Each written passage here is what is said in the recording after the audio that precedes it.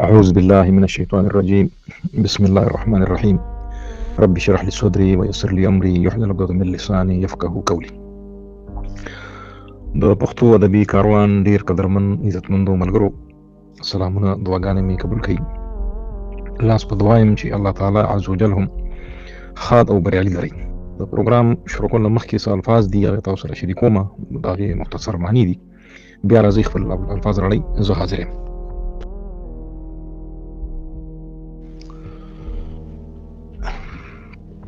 ملګرو، د پروګرام شروع کولو نه وړاندې دا څو الفاظ دي د دې معنی او مفهوم تاسو سره شریکوم. هغه د اکبر او کبر او کبریا او تکبر او متکبر. اکبر د کبر نه اخیستل شوی دی، د عربۍ توری دی، معنی د ډیر لوی، برتر، اوچته هستي.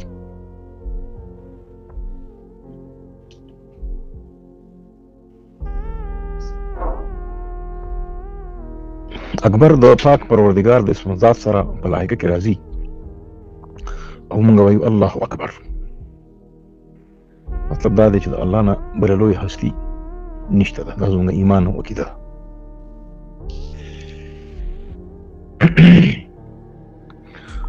او سورة اخلاص کی آخری آیات هم د دغې تفسیر دی، ولم یکن له کفوا احد، چې الله تعالی سره همسري څوک نشي کولی، د هغه همسر نشته. دا زموږ ایمان او عقیده ده. په تاریخي طور جلال الدین اکبر دا لقب اختیار کړو، د خپل نوم جلال الدین اکبر لقب اختیار کړو او درباریانو ورته اکبر اعظم وي او دا دیوان ته به دیوان اکبری وي.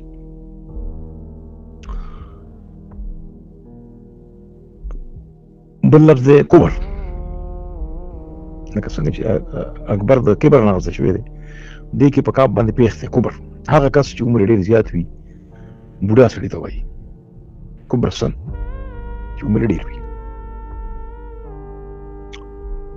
کبریا د عظمت والا، شان و شوکت والا، د قدرت والا، د روب او جلال والا.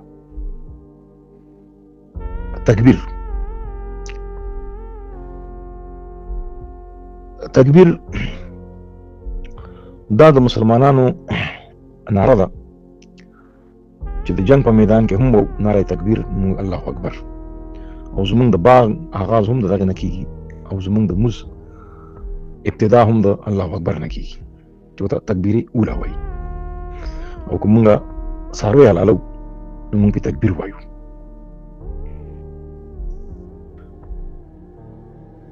بیا دی جي تکبر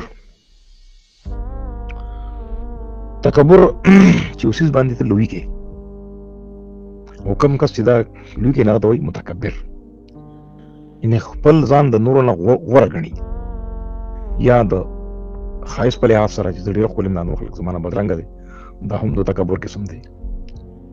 یا د مال دولت جیداد په وجه چې زما څخه مال دولت جیداد زما زیات دی، بل څه نشته. یا د علم په لحاظ سره چې زه ډېر لوی عالم یم، څومره پوه چې مال الله راکړی ده، دا بل څه نشته. یا زما پیروکار زیات دي، زما عوام زیات دي، ما پسې خلک زیات دي، زما مریدان زیات دي. دا ټول عمل الله تعالی ته ناخوښه دی. او المتکبر د الله تعالی صفاتي نوم دی. الله تعالی وایي چې تکبر زما صادر دی او دا ما سره ښایي. انسان له عاجزي او انکساري پکار دی. الله دې موږ ټول د تکبر نه وساتي. ملګرو، څنګه زما خیال د نېټ ستونزه ده، زه به بیا لږ وضاحت وکړم.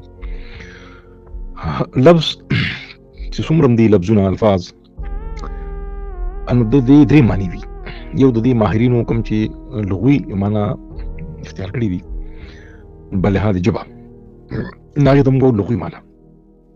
لغت یا لغوه په عربۍ کې ژبې ته وایي، هغه ژبې ته چې هغه خبرې ترې کوي. دویمه د مجازي معنا وي چې هغه دې کې پټه وي، به طور کنایه دا لفظ راغلی وي.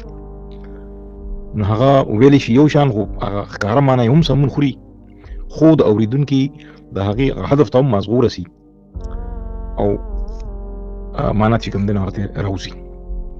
بله د اصطلاحي معنا چې د جملې د سیاق و سباق د لاحقې سابقې په وجه باندې هغه یو بل اصطلاحي معنا اختیار کړي او نوی مفهوم راړي.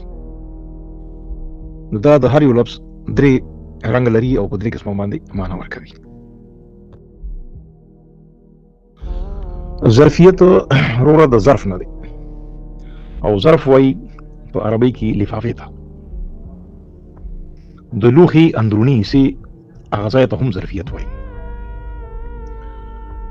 دا د ظرف نه ماخوذ دی. ظرفیت د یو څیز دننه گنجایش او هغې کې مقدار،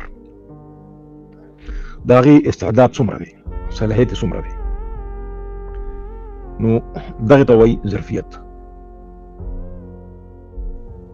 دغه رنګ جسمانی ظرفیت د لوښي دپاره راځي او ذهني ظرفیت د انسان د پوهې د سمج د عقل لپاره راځي. د انساني عقل څومره دی، دغې سوچ بوج څومره دی. اوس مونږ لکه خبره کوو یو سړي ته د بد رد ووایي او هغه بل په جواب کې بد رد ورته ونه وایي، نو دغې ته بیا مونږ د اعلی ظرف د کوم جواب ورنه کړي، د بد جواب په بده باندې ورنه کړي، نو ده ته وایي اعلی ظرف. لکه دله الله تعالی سینه لوی ورکړې ده، ظرف یې لوی دی. دغه معنا په دې معنا استعمال شي. او چې ته یو سړي سره نیکي وکړي په بدل کې سره بد وکړي، نو هغه ته بیا وایي کم ظرف. بیا پکې لکه څنګه چې ما د مخکې خبرې وکړې چې لاحقې سابقې سره دغه لفظ معنا او مفهوم بدل شي.